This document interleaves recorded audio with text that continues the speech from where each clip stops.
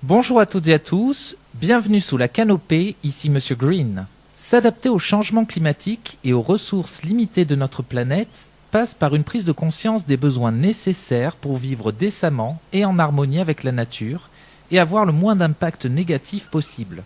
Aussi, de nombreuses alternatives existent pour construire un habitat résilient, écologique et autonome. Aujourd'hui, Monsieur Green visite une maison atypique, construite en Dordogne, plus précisément à Bira. Il s'agit d'un Earthship, appelé encore géonef ou encore vaisseau de terre, conçu par l'architecte américain Michael Reynolds, qui parcourt aujourd'hui le monde pour installer son concept. Il s'est donc arrêté également en Dordogne, et je remercie Pauline, propriétaire du Earthship, de m'accueillir pour me faire découvrir les différentes fonctionnalités étonnantes de cette maison vivante. Bonjour Pauline. Tout d'abord, peux-tu brièvement te présenter et nous expliquer pourquoi ta famille et toi avez voulu construire ce type de maison autonome? Donc, je m'appelle Pauline, je vis avec mon compagnon Benjamin et ma fille de 5 ans Noéa dans une maison Earthship. Et en fait, l'idée d'avoir fait construire et de vivre dans cette maison nous est venue il y a maintenant 5 ans. Donc j'avais une amie qui travaillait pour Earthship Biotecture, qui est l'entreprise de Michael Reynolds, le créateur des Earthship. Donc on vivait aux États-Unis à ce moment-là, à Los Angeles plus exactement, et on la croisait souvent quand elle partait sur des chantiers internationaux pour travailler pour Earthship. Elle passait souvent par chez nous.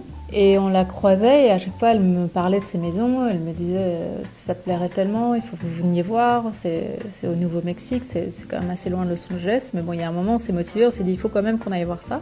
Donc on est parti en road trip à Taos au Nouveau-Mexique tous les trois quand Noé avait 8 mois, donc il y a un peu moins de 5 ans.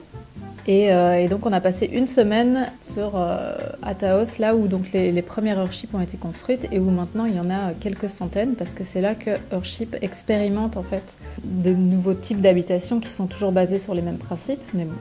Et du coup on a pu passer une semaine vraiment à vivre dedans, les expérimenter. C'était un mois de novembre, il neigeait dehors. Et je me souviens qu'on était en t-shirt le soir dans la maison alors qu'il faisait -5 dehors, qu'il y avait de la neige, c'était vraiment très impressionnant.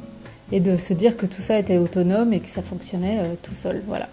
Et donc nous, on n'avait jamais eu d'envie de construire, de vivre dans une maison écologique, ça nous avait jamais traversé l'esprit parce qu'on n'avait pas du tout l'envie de devenir propriétaire. On voulait rester libre et nomade un peu toute notre vie, c'était un peu notre idéal. Et puis le fait d'avoir vécu dans ces maisons, ça nous a vraiment chamboulé. C'est une maison qui est tellement en accord avec nos valeurs et avec la façon dont on aimerait vivre. Mais jusque-là, on s'était toujours dit qu'il n'y avait pas une maison qui nous correspondait. Et là, on s'est vraiment dit, mais en fait, ça, ce serait tellement cohérent avec tout le reste qu'on essaie de mettre en place dans notre vie. C'est là que l'idée a commencé à éclore. Après, on s'est renseigné un peu sur les coûts, si c'était possible de le faire en France, parce qu'on avait déjà l'idée à terme de revenir habiter en Europe et sans doute en France. On a commencé à se renseigner, ça a duré à peu près 2 ans, je dirais, la période vraiment de réflexion jusqu'à ce qu'on dise vraiment on y va. C'était les 2 dernières années qu'on passait aux États-Unis et quand on a dit ok on rentre, voilà, on se disait que c'était un projet qui était vraiment top pour pouvoir se remettre dans la vie française sans revenir vraiment de là où on était. Donc on est venu s'installer en Dordogne sans attache, on connaissait quasi personne ici, on n'a pas de famille, donc on s'était dit voilà, il faut qu'on trouve une région qui va nous accueillir, qui va sans doute accepter ce type de maison et donc on va revenir avec ce projet et voir si c'est possible. Peux-tu nous décrire le concept d'une maison Earthship, les matériaux utilisés, les différents systèmes mis en place pour permettre l'autonomie en énergie, en eau et également en alimentation? Les principes d'Earthship, donc il y en a 6. Le premier principe, c'est que c'est une maison qui est construite à base de matériaux recyclés. Alors, ça ne veut pas dire que c'est une maison 100% écologique. Il y a des matériaux qui ne sont pas terribles dedans non plus, mais il y a le principe d'utiliser des déchets. Donc lesquels? Le mur principal de la maison, c'est une forme un peu en U très très allongée. Tout ce mur-là, c'est le mur en fait qui va servir de masse thermique et il est fabriqué à base de pneus. Le principe, c'est que les pneus sont empilés les uns sur les autres avec un certain angle et ils sont tassés.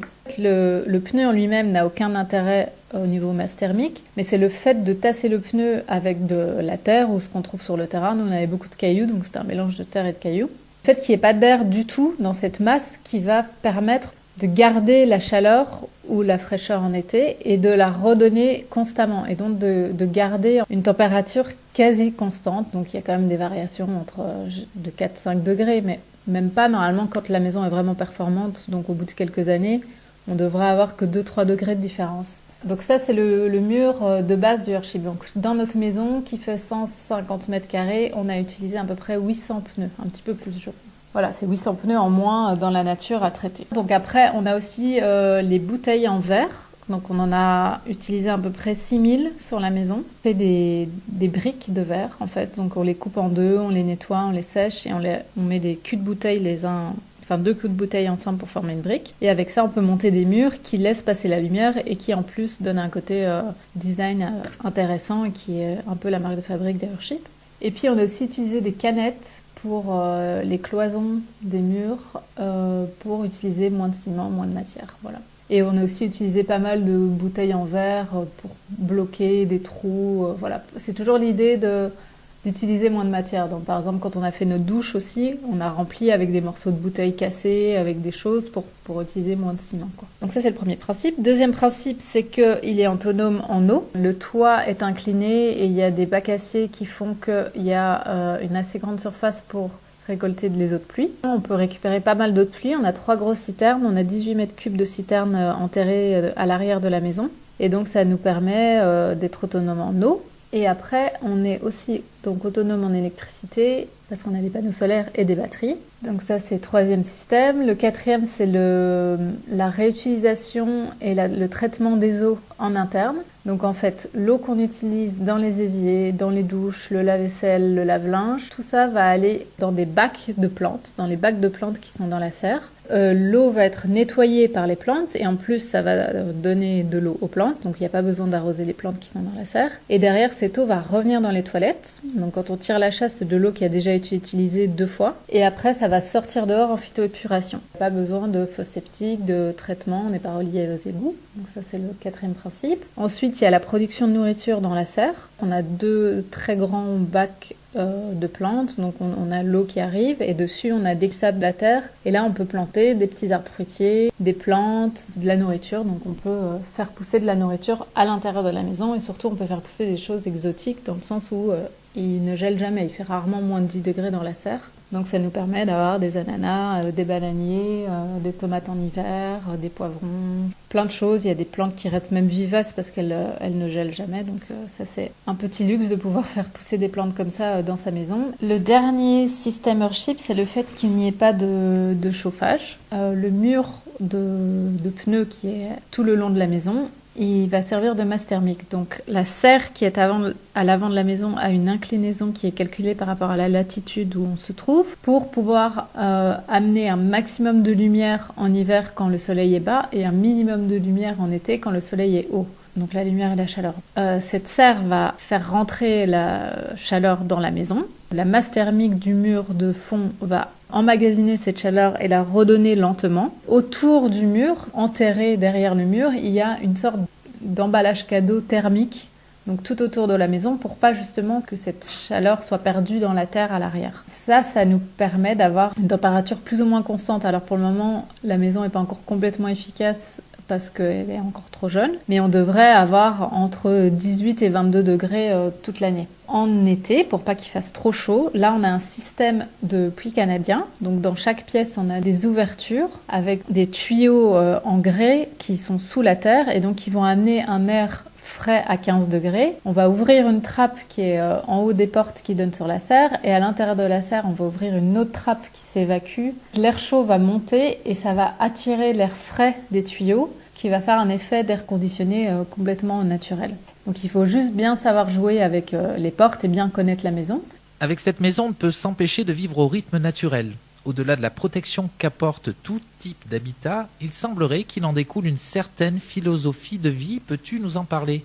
C'est vrai que quand on vit dans un Earthship, c'est pas comme une maison classique et ça nous reconnecte complètement avec nos ressources et donc avec la nature. Parce que dans une maison classique, on appuie sur l'interrupteur, ça s'allume, les lampes s'allument, on veut se faire un café, on allume la machine à café, on a besoin de faire aller le four, on réfléchit pas, on pose sur le bouton et en fait on se rend pas compte des conséquences de nos actes. Même nous qui étions déjà assez intéressés par les questions écologiques et on faisait très attention là où on habitait avant, moi j'avais l'impression de devoir toujours faire des efforts. Je prenais des douches très courtes, je faisais pipi dans la douche, je mettais jamais le chauffage électrique à plus de 18, on essayait d'isoler comme on pouvait, mais comme c'était pas notre maison, on faisait jamais de travaux, donc on perdait énormément de chaleur avec l'isolation. Et donc j'avais toujours cette impression entre la culpabilité et l'effort constant de toujours devoir faire attention. Et maintenant, le fait de vivre dans un Earthship, j'ai l'impression de pouvoir me laisser aller. Mais il y a plein de gens qui vivent dans une maison traditionnelle qui vont pas pouvoir vivre dans un Earthship parce que pour eux, il y a des limites qui sont trop compliquées. Mais nous, on le vit plus du tout comme des limites. Il a fallu un petit temps d'adaptation, on a dû changer certains de nos comportements, mais pour nous, c'est plus des opportunités.